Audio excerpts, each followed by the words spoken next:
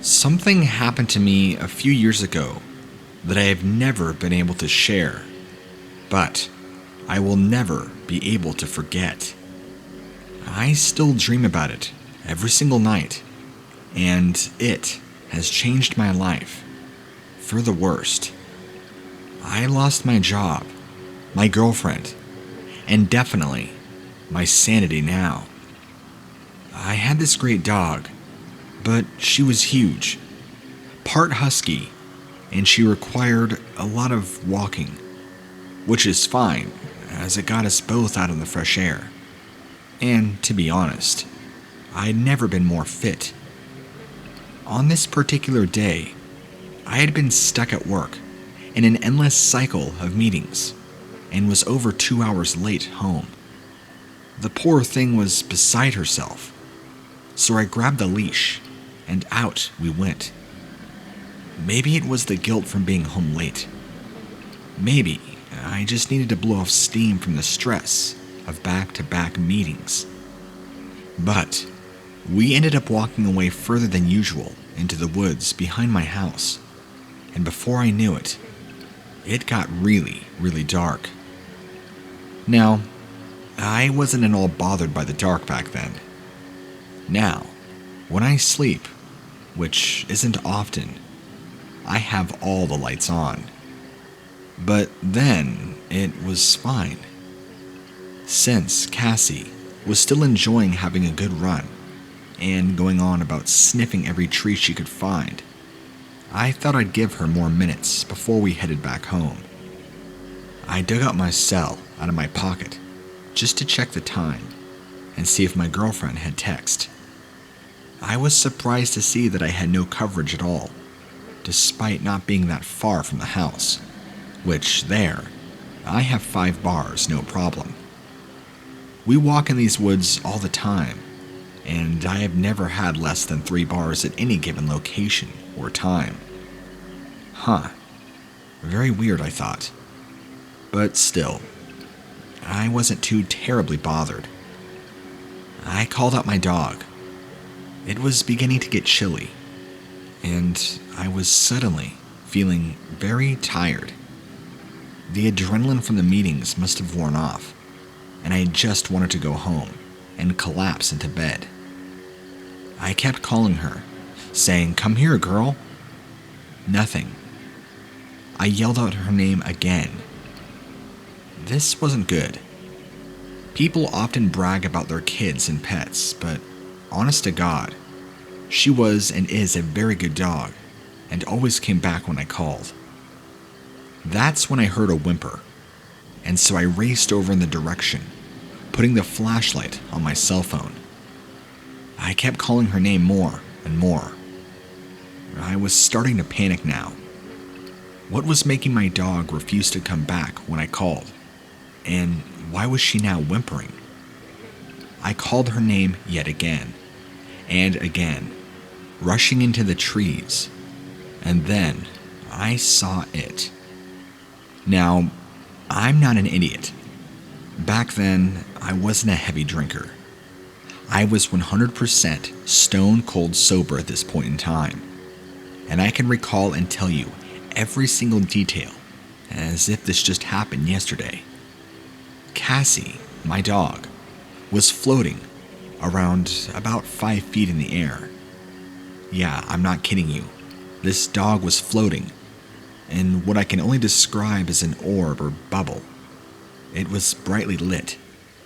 She looked as would be expected, completely terrified and unaware of what was going on, but appeared to be frozen or paralyzed inside this unknown trap.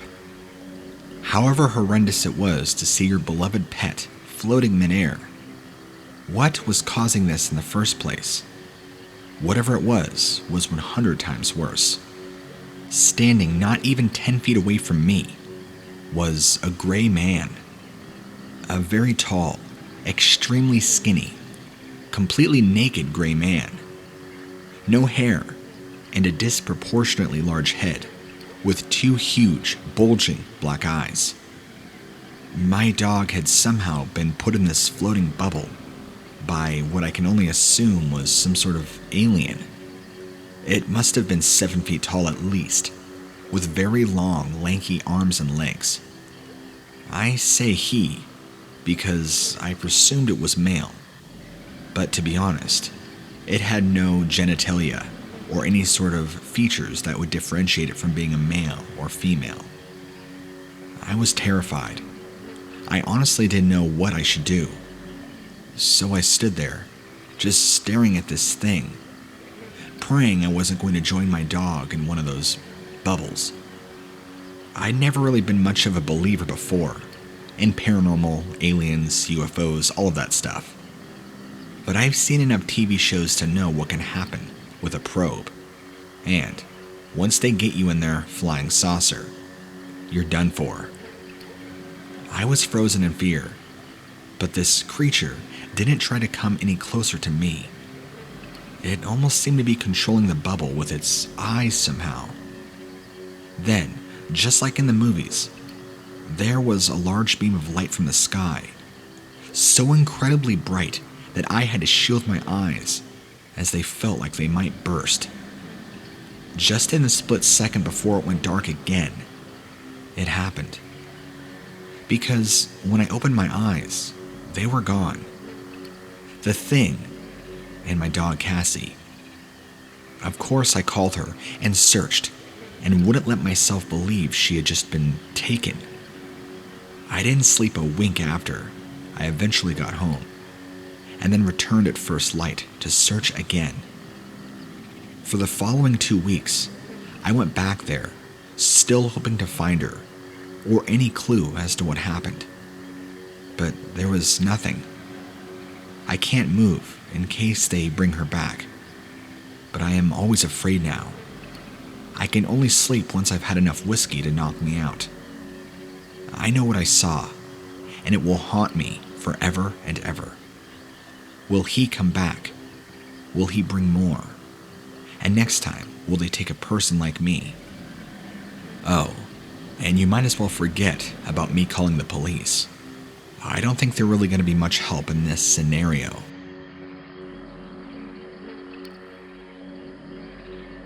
If you watch a horror movie, especially about some sort of creature feature, the action always happens in the dark, right? So you can be pretty much sure that if it's daylight, then nothing bad can happen. At least in a supernatural sense, right? Well, that's what I falsely told myself, to the point I actually believed it. Let me tell you about an experience that I had just a few years ago, back in 2016. I was big into running at the time, and was always trying to find new and interesting routes, especially through thickly wooded areas. I always ran with my headphones in, catching up on podcasts, audiobooks, the likes. Not really paying too much attention on my surroundings. When you're in the woods, I feel like your entire inner being is at total peace. And since you're running on dirt and not hard cement, it's much easier on your knees. That being said, I never ran anywhere that would be dangerous, like by a ravine or even on a highway. But I was often absorbed in what I was listening to, rather than paying attention to what was going on around me. I won't ever make that mistake again. If, and it's a big if, I am ever brave enough to go running through a wooded area again, I sure as hell will have all my wits about me. You see, as I said, this happened to me in broad daylight. I was about 4 or 5 miles from my house, and I decided to take a detour through the woods. I just want to make something very clear. I don't always run through the woods because of the uneven ground, low branches, but it wasn't like I had ever been in there before. And I'm talking about this specific area of forest, which isn't really meant for running in, unlike other thickly wooded areas. I remember distinctly that I had just got to a pivotal chapter in the audiobook I was listening to, and I wasn't concentrating 100% on where exactly I was going. So, needless to say, I lost my footing. I stumbled a little, but thankfully, it wasn't anything major, and I mainly just spooked myself into thinking that I might trip. It would be a hell of a long trek back on a busted ankle. I couldn't have that, nor could I risk it. But yet here I was, being so sucked into my audiobook that I was becoming careless. I stood and caught my breath for just a moment when I caught a glimpse of movement through the trees. Not being remotely superstitious or believing at the time in any sort of BS about monsters and whatnot, my main concern was that it might be a mama forest animal who was possibly and potentially pissed at me for disturbing her and her babies. I was getting ready to haul out of there until I saw it. There was indeed a forest animal, but I have no idea if it was a mama. The deer was on the ground in the midst of being eaten by what I can make out to be a large wolf. I don't know the last time somebody saw a wolf in this part of America, but I'm pretty sure it was well before the area ever became populated with people, with houses and suburban areas as far as I was aware. There had never been any sightings or reported attacks by anything like this. So, why did I think it was a wolf? Well, as it was crouched over the deer, I can make out its pointy ears and gray furry body and what appeared to be a tail. The only thing I hadn't quite noticed at this point was A, just how big it was, and B, that it wasn't just a wolf. You see, when it had finished ripping out the deer's innards, this thing stood up on two legs. Two freaking legs like a person. And that was when I truly saw for the first time just how big it was, and how horribly human looking it was. And then, I knew without a shadow of a doubt, for some reason, I was looking at a werewolf. Whether its hunger had been satiated, or maybe it wasn't as strong and fast as you see in the movies during the daytime, I don't know. But I ran out of there as fast as my two legs would allow me to. My lungs and chest were burning until I made it out of the woods and back onto the main road. Even then, I only paused for a matter of seconds to look behind me, just to make sure it wasn't there, and continued at my pace, all the way back home. Once I finally made it back inside, I tightly locked every window and door, and I swear, I couldn't even look out the window for several hours. I barely slept a wink that night. I honestly didn't know what to do. If it could somehow use its superpowers to track me down. I know that's silly, but hell, I had no idea what I was dealing with. Nobody ever told me these things exist, let alone have powers to do whatever it is they do.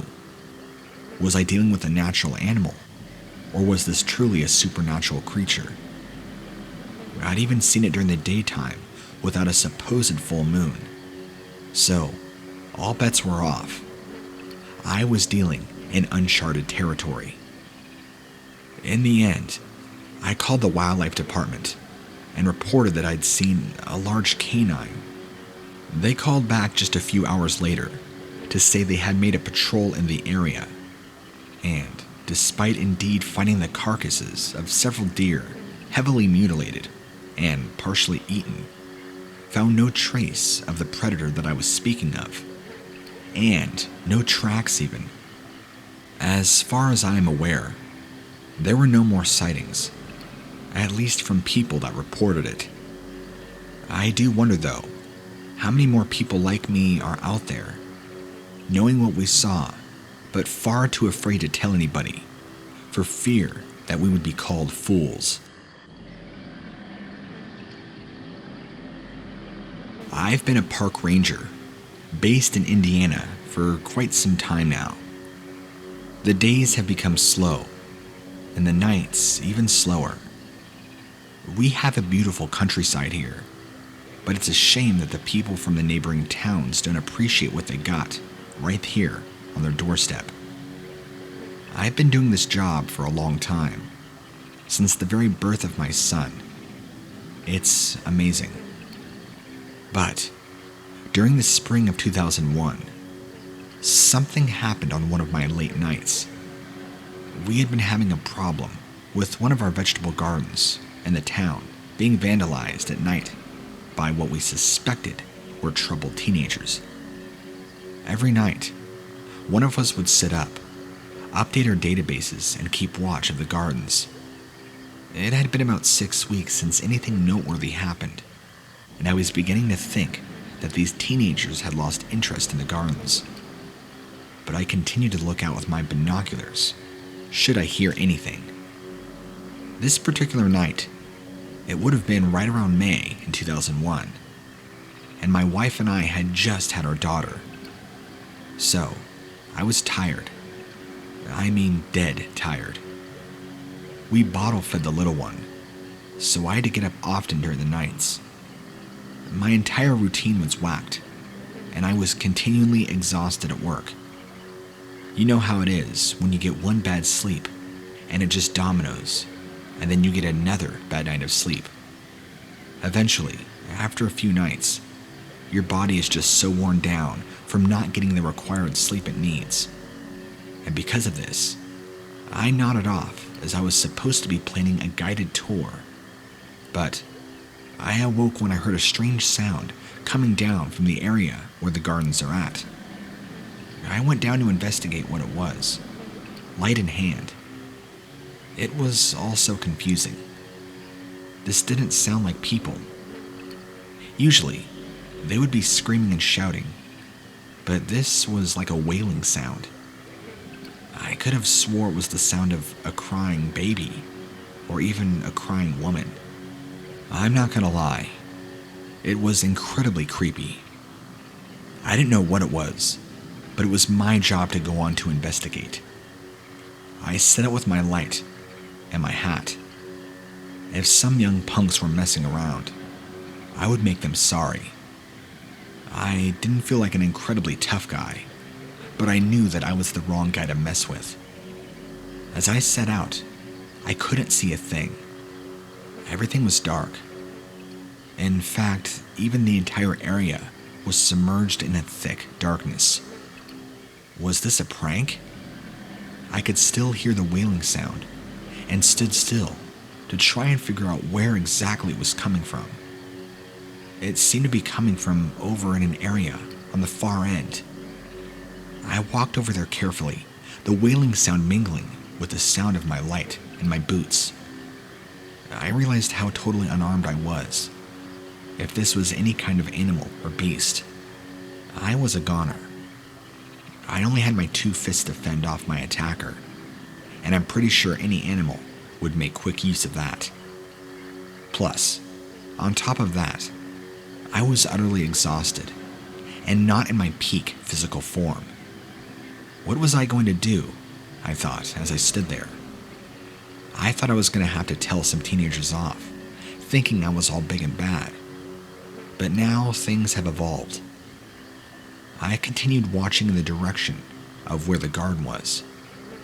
Then walked over carefully, trying to be as quiet as possible.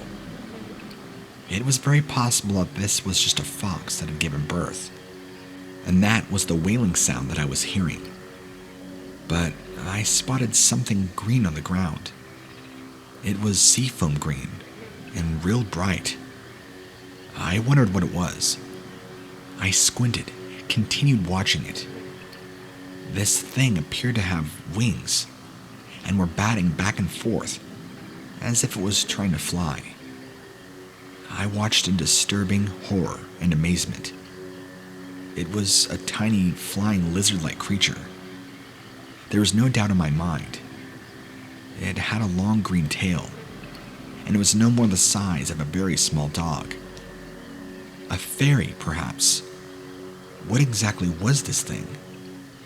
It had all the features you would expect. My heart was racing.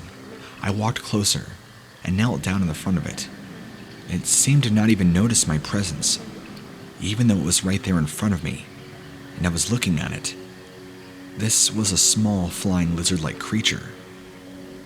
I gasped in amazement. But then something miraculous happened. The entire area went from pitch dark, an all-consuming darkness, to an all-consuming, intense white light. It then faded, and this creature that was in front of me was now gone. Had I just seen an illusion? What on earth was going on? I felt an overwhelming safety come over me, that this thing, whatever it was gone, even though it intended no harm or showed any form of hostility towards me. The overwhelming sense of peace and calmness laid on me thick. The entire experience was extremely weird.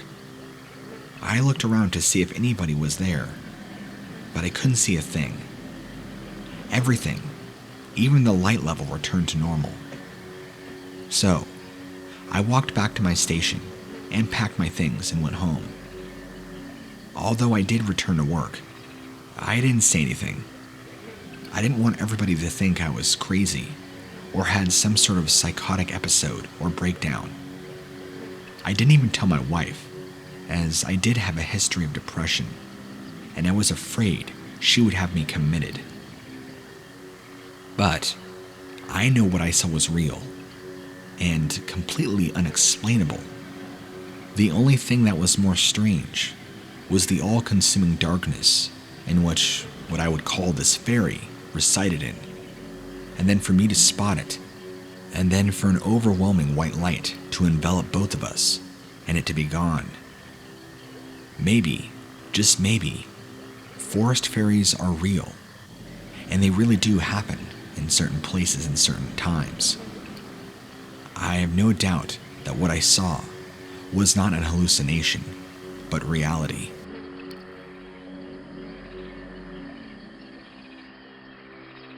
Earlier this year, during quarantine, the start of quarantine, I encountered something in the deep woods of Texas as I took a few students out for a worm survey. You don't expect to encounter anything terrible during such an academic outing, but we did. I am a lecturer at Texas State University, and for that reason, I'll refrain on giving you my identity. I have worked in the field of environmental science for well over 20 years. I do my job with pride and enjoy passing that passion on to my students. A field trip involving me and 3 of my top students ended in a great deal of distress and fear for us all. I took 3 students into the deep woods for a worm observation survey. There was concerns of several species becoming depleted or extinct, and so we were doing an observation survey and then entering our findings into a database used by all academics over the U.S. It was early in the morning when we set forth, right around 7 a.m. The sun was coming up, and there was a beautiful freshness and ripeness in the forest air. My 3 students consisted of 1 male and 2 female, all in their mid-20s, on top with all kinds of technology that I wasn't. We would be camping out for 2 nights, so we decided to pitch our tents.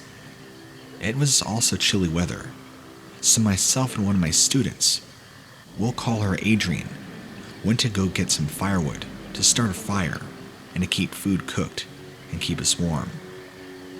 As we set off, we entered a very densely forested part of the woods. When I say thickly forested, I mean it. It suddenly got very dark around us, and I had the sense we were disturbing something. In my years in the academics, I have encountered all kinds of strange creatures. I normally get a certain degree of excitement, and then curiosity as I look them up later on in our database and enter my sighting. As we searched around the ground for our wood and put them in a makeshift wheelbarrow, I heard Adrian scream. I knew it must have been something bad. Adrian was wanting to go and specialize in insects, and she would have not have screamed for anything little. So, I looked over at her, and I could see her standing, staring at something behind the trees. She was solid, frozen to the ground, like a statue, and her hands were covering her mouth in clear shock. I walked over, threading carefully, expecting to see a bear or any other kind of dangerous animal that might pose as a threat. I can't even begin to describe to you the horror I felt in my stomach when I spotted this unknown creature. This thing was unlike anything I had ever seen. It was about the same size as a large dog or wolf, except it was covered in white, scaly, sticky-looking skin. It stood on 4 legs, just like a typical canid. Its face was deformed and had a very lifeless look to it, with pieces of its flesh missing, looking like it was partially rotted. Its face reminded me of a severe case of necrosis. We both sat there, staring in horror at this thing as it was sniffing around. We both looked at each other, and we both knew we had never seen anything like this before in our lives. This was a miracle, or rather a tragedy. Clearly, something had gone wrong in Mother Nature to birth such a terrible creature. For what felt like 10 minutes, we stood there, staring at this thing. I felt sick to my stomach. After an incredibly long stare down, this thing eventually seemed to lose interest and retreated deeper into the woods. Myself and Adrian got back to camp, and we told the others what had happened. At first, they thought we were joking, but when we really sat down and told them everything, they believed the sternness and serious on our faces. Adrian left that day. She no longer felt safe. Apart from me, I didn't exactly blame her. I believe we spotted something monstrous, something demonic, which is hard for me to say in my line of work, but I can tell you that it was unnatural. As we sat there in camp that night, I kept looking side to side, expecting to see the beast stalking. I was debating on what to do and if I should go home. Eventually, when I did get home, I had a chance to recollect my thoughts and really take it all in. That image of the beast is forever burned in my mind. I mean, I had plenty of time to look at it, because we had quite the stare down. Maybe one day, this thing will show itself again. But I have the feeling that we disturbed it, and it probably rarely comes out. I just want anyone who goes into the deep woods to be very cautious and careful about anything strange or unknown to man. Things like that do exist, and we can't be in denial about things that we don't know about.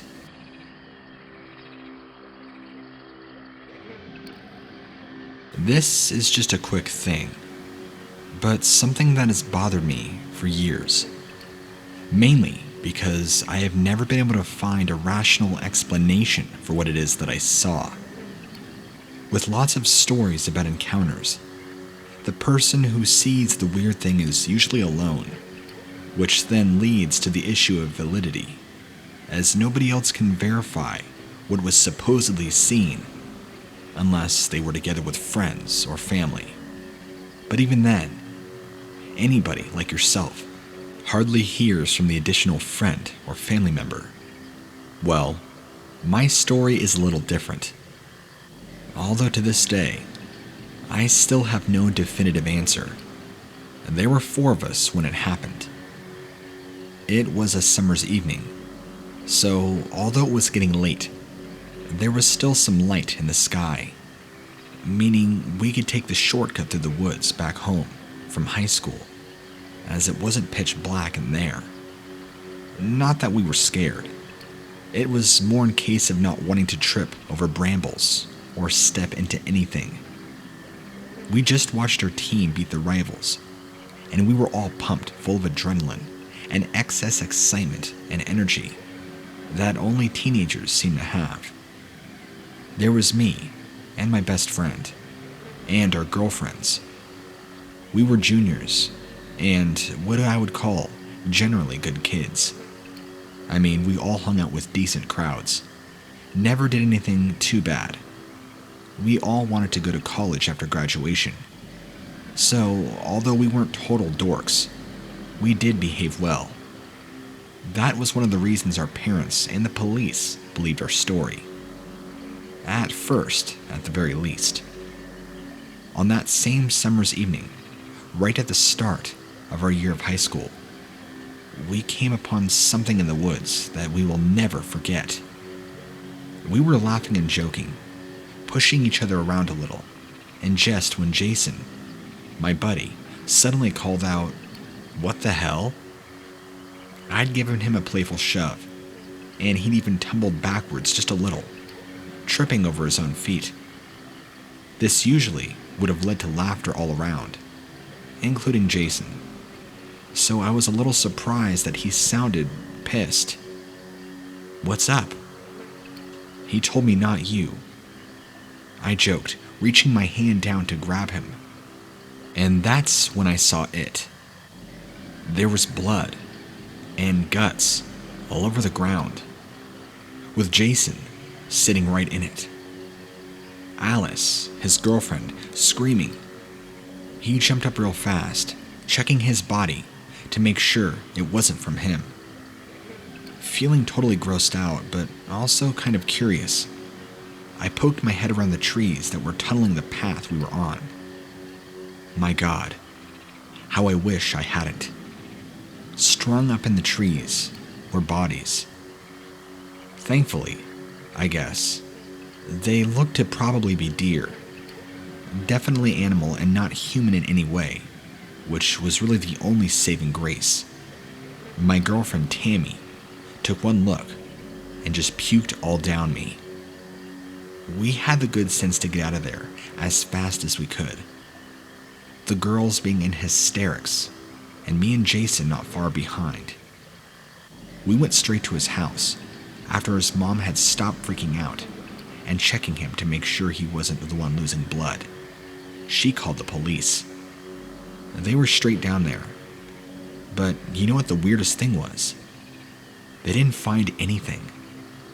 They even went back with him the next day and showed them the exact spot, but there was nothing.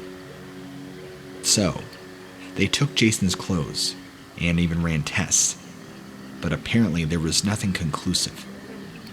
We all know what we saw, even the deer carcasses. Jason was covered in blood. How it all just disappeared without a trace, well, we will never know.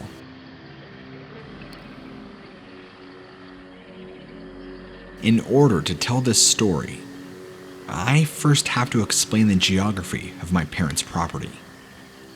The land our house sits on is surrounded on all sides by a steep ravine. Viewed from above, it looks like an island of land.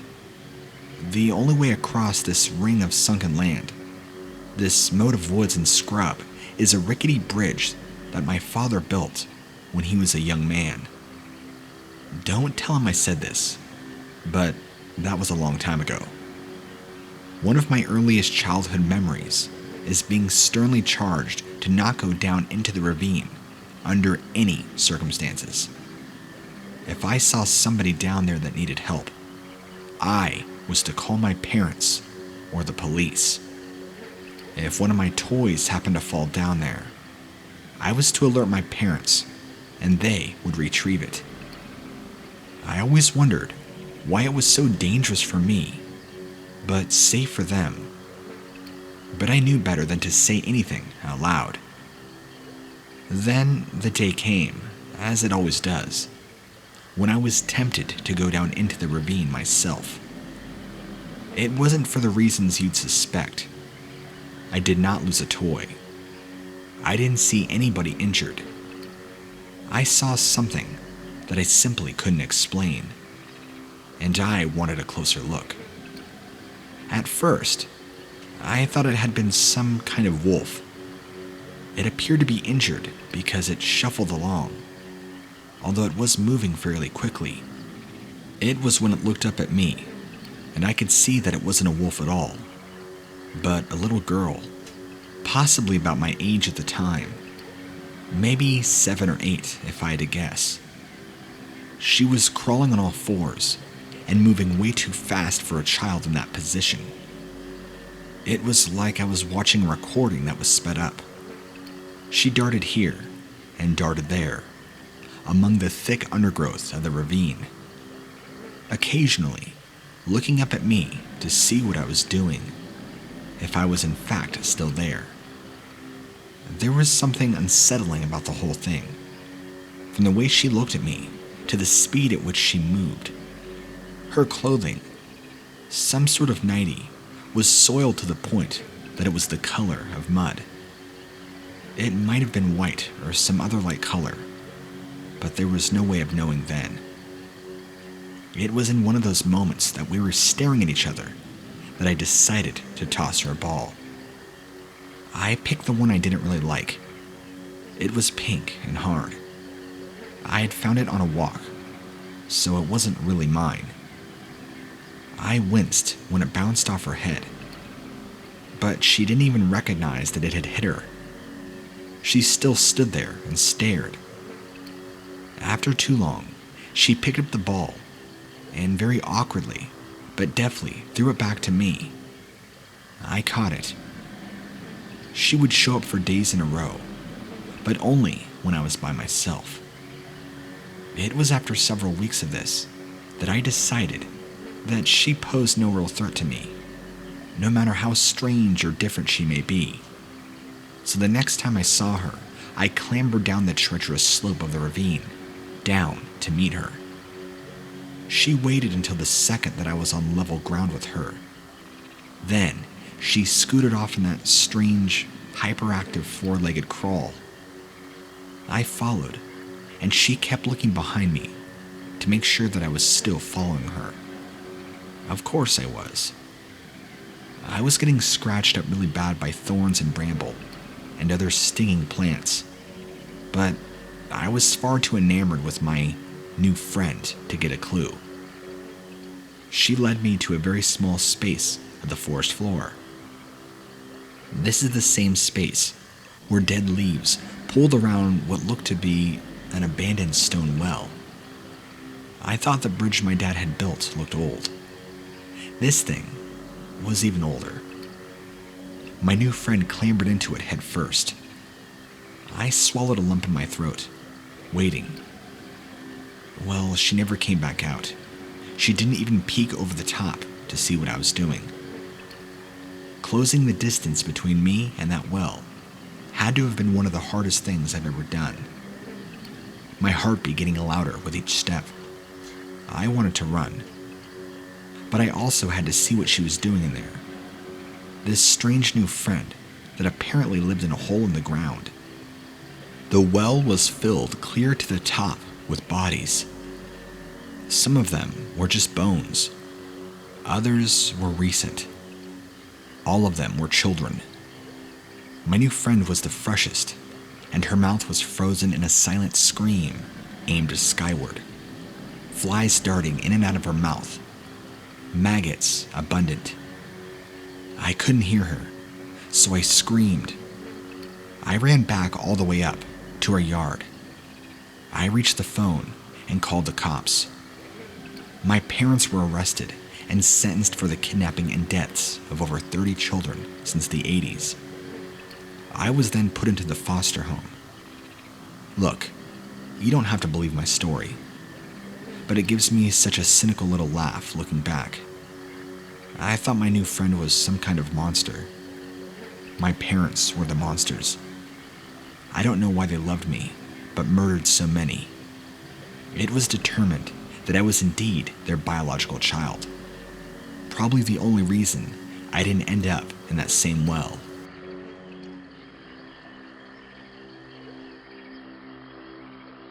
My family lived out in the countryside of Alabama. Me, my parents, and my 3 siblings. I was the youngest. There was just enough true wilderness around our 4 acres that we were forbidden from going into the woods at night. No problem. I didn't want to go into the woods at night.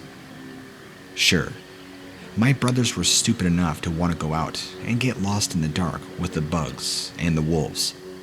But I was fine to be where the air conditioning and the TV and our dogs were located. It was my father that on occasion scheduled little outings before bed, looking at the night sky with whoever was willing. My brothers could not get enough. Me, I begged to be left out of the whole thing. But Dad especially wanted me to see the constellations and the nighttime phenomena. I just thought he was picking on me, since I was the most reluctant.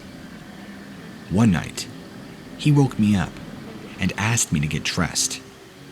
He told me that he had something special for me. I was going to have to go outside to get it.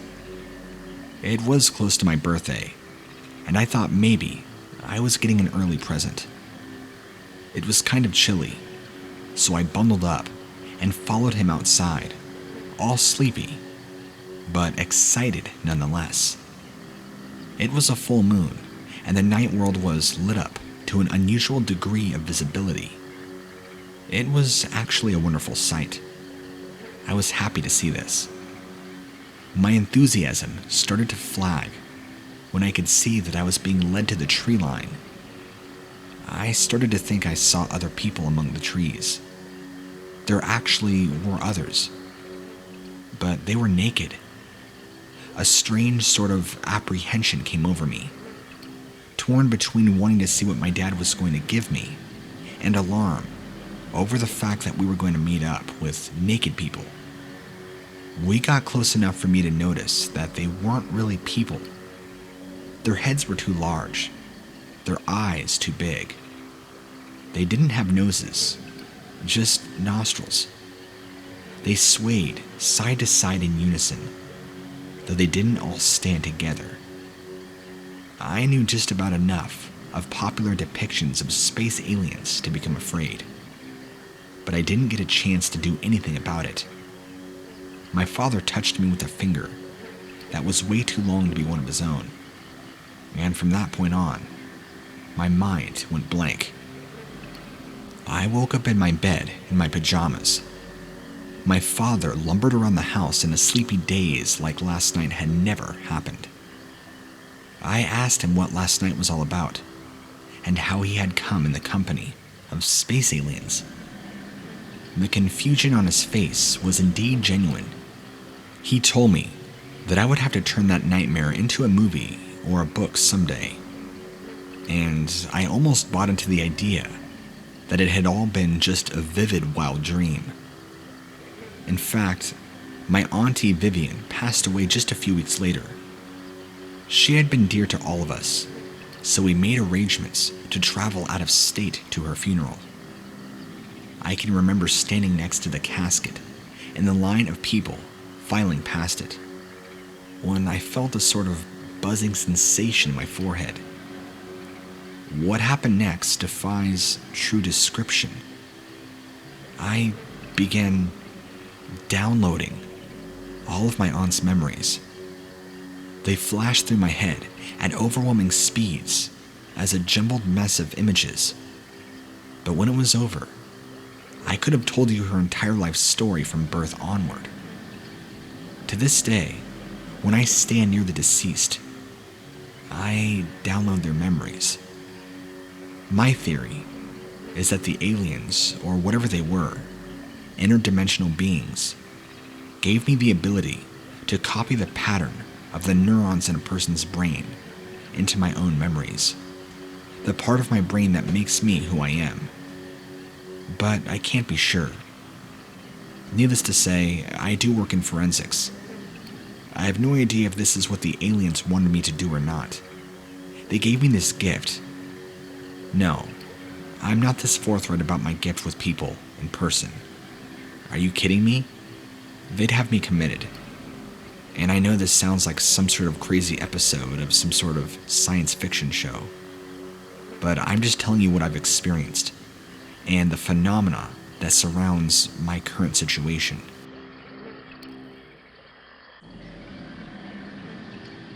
I was tromping around, deep in the swamps of the bayous with my sister.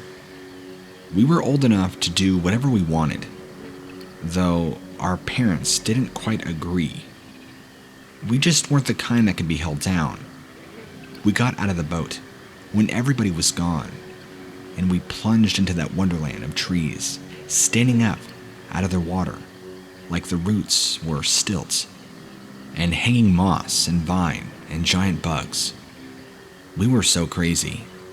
We loved it. We came across these mounds of plant matter that we couldn't exactly identify. They stood anywhere from 5 to 7 feet tall, and almost looked like they were covered in a weird fungus. But there were also other fruiting bodies of fungi on them that seemed to glow a little bit in the shade. They were clustered together in an area of the swamp that I can really only describe as the heart of the wetland. We were probably as far into the swamp as we could go before we could say we were going out of the swamp. You get me? The birds that were flitting from one mound to another suddenly abandoned them. The things were beginning to move. First, they swayed a bit. Then, one of them moved just a few inches. Then, they started making this strange gurgling sound. Before we knew it, they were full-blown following us. I hadn't realized how many of them there were until they were closing in on us from all directions. All we had to move were the oars. Moving was a real problem, since we were using the oars to defend ourselves as much as we were using them to escape. When they got so close, they began lashing out at us with these vine-like things that were kind of slimy and sticky. Both of us were lifted out of the boat, and I was pulled inside one of these mounds. The last thing I saw was the same thing happening to my sister. I don't really know how to explain what happened to me inside the mound. I thought I was a goner. The thing formed sinuses in itself so I could breathe. Then I started smelling something awfully sweet. It made me drowsy, and I drifted off before I could get any notion of fighting off this thing. I woke up at the edge of the swamp. The boat was with me. My sister wasn't. Ma and Pa were livid. Of course they wouldn't buy my story, no matter how many times I told them. We was having dinner one night when I started coughing really bad, and I nearly died, horking up a few small things that looked like miniature versions of those mounds. They landed in my meatloaf, sawed most of it away with their little tentacles, and crawled off. My parents were a little closer to thinking that my tall tale wasn't exactly so tall. I took it upon myself to backtrack my way to where those things took my sister. I did eventually find my sister, lying in the middle of an open clearing, totally unharmed, and completely out of it, as if she had no idea where she was or what had happened. I found her, told her what had happened to me, and she seemed to have zero recollection of anything that had occurred the day prior. So, I know my encounter is very weird and seems like it would be out of some sort of show, but there are things that twist and play with our mind, and I feel like something alien, something foreign had to be doing this, creating illusions or hallucinations. I'm not exactly sure. Maybe, next time, we should just stay out of the swamp